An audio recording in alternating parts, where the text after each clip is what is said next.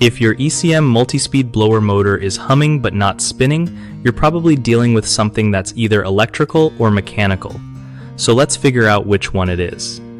Alright, first up, check if the blower bearings are seized. You can try spinning the blower wheel by hand.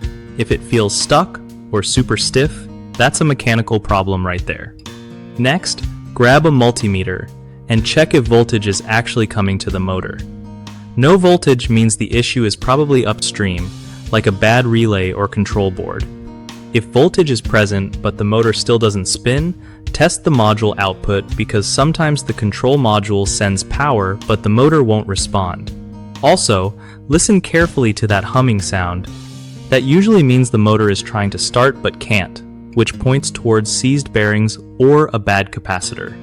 Don't forget to look for any burnt smells or visible damage near the motor or wiring harness, because that can clue you in on electrical failures too. If everything checks out electrically but it still won't spin, chances are the motor itself needs replacing. Finally, always make sure your power is off before touching anything because safety first, you know?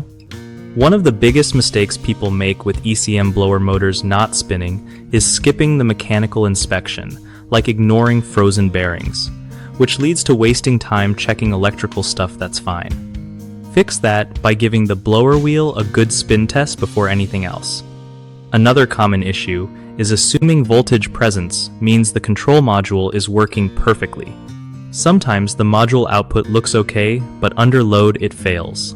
Testing under real conditions helps catch this.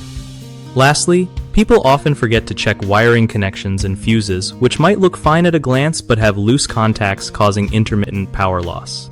Tighten and clean those connections to avoid false troubleshooting paths.